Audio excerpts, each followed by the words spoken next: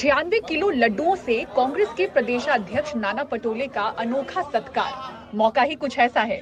Congress party 2024 Lok Sabha चुनाव में महाराष्ट्र की टॉप परफॉर्मर बनी है, जो 17 सीटों पर चुनाव लड़ी और उनमें से 13 सीटों पर जीत हासिल की। कांग्रेस के कार्यकर्ताओं की ही ताकत है और उसी आधार पर जीत की खुशी में कांग्रेस का कार्यकर्ता का उत्साह आपको देखना पड़ेगा। 2014 के चुनावों में कांग्रेस ने सिर्फ 2 सीटें जीती थी। 2019 में मात्र 1 सीट हासिल कर पाई। 2024 के चुनाव में कांग्रेस 13 सीटें जीतकर राज्य में नंबर 1 पार्टी बन गई है। विदर्भ की सभी सीटें, खासकर आदिवासी बेल्ट में गढ़चिरौली, चिमूर, चंद्रपुर, भंडारा, गोंदिया, अमरावती में कांग्रेस ने जीत हासिल की है। रामटेक जैसी सीट भी कांग्रेस ने कई सालों बाद जीती है।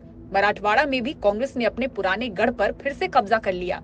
नांदेड़ में चुनाव से ठीक पहले कांग्रेस के वरिष्ठ नेता रहे अशोक चौहान ने पाला बदला और बीजेपी में चले गए। इस नांदेड़ सीट पर भी कांग्रेस ने फतह की। करीब 15 साल बाद लातूर सीट भी कांग्रेस जीत चुकी है। जालना लोकसभा सीट बीजेपी का गढ़ मानी जाती है, लेकिन इस बार कांग्रेस ने यहाँ उलटफेर कर दिया। कांग्रेस के कल्याण वैजनाथ राव काले ने इस सीट से ऐतिहासिक जीत दर्ज की। इस सीट पर केंद्रीय मंत्री राव साहेब दानवे पाटिल का कब्जा था और वो कभी यहाँ से चुनाव नहीं हारे थे। तो वहीं कांग्रेस ने अपनी परंपरागत सीट नंदुरबार में भी जबरदस्त जीत दर्ज की है। यहाँ बीजेपी 2014 और 19 में बड़े अंतर से चुनाव जीती थी।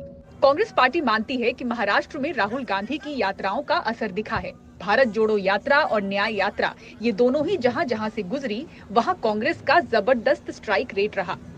देखो, कांग्रेस के कार्यकर्ताओं के एकजुट और ताकत के साथ लोगों के सामने ये अत्याचारी जो सरकार थी केंद्र की, वो बताने में, और हमारे नेता राहुल गांधी जी ने जो कन्याकुमारी से कश्मीर और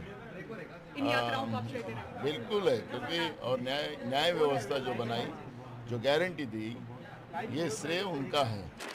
विदर्भ में खोई अपनी सुरक्षित सीटें फिर हासिल कर कांग्रेस ने पार्टी में बड़ी जान फूंकी है।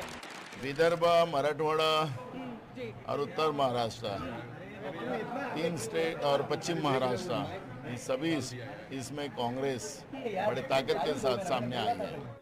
कांग्रेस प्रदेशाध्यक्ष नाना पटोले कहते हैं कि आने वाले चुनाव में पार्टी दमखम से उतरेगी। राजनीतिक विश्लेषक उन्हें मुख्यमंत्री के चेहरे के तौर पर भी देख रहे हैं। उसका फिगर इतना खराब रहा है, 0-1 ऐसा उसका फिगर रहा है ना, 1-2-0-1। पिछले 3 लोकसभा चुनाव में 48, महाराष्ट्र का राज्य इतना बड़ा राज्य और कोई परफॉर्मेंस 10-15 सालों तक ना रहे, अचानक उसकी 13 सीटें आ गई हैं। तो सबसे बड़ी पार्टी बन गई है। जो अगर अलग अलग पार्टियों को अलग कर लिया जाए तो महाराष्ट्र में इस समय कांग्रेस सबसे बड़ी पार्टी है।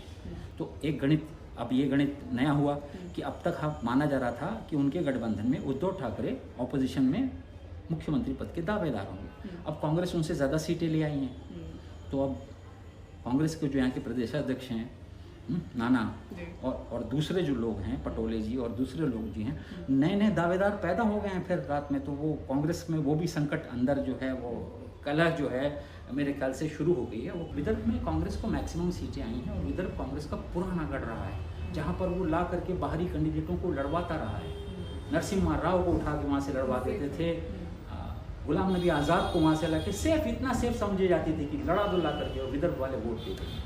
पिछले 2 चुनाव में विदर्भ का गढ़ पूरी तरह ढह गया था, विदर्भ फिर लौटा है। मुंबई में 2 चुनावों में हार के बाद कांग्रेस ने जीत हासिल की, तो माना जा रहा है कि शिवसेना का वोट कांग्रेस को ट्रांसफर हुआ। महाराष्ट्र में 13 सीटों पर जीत को एक बूस्टर डोज की तरह देखा जा रहा है, जिसके बल पर माना जा रहा है कि कांग्रेस गठबंधन में ज्यादा सीटों के लिए जरूर दबाव बनाती हुई दिखेगी।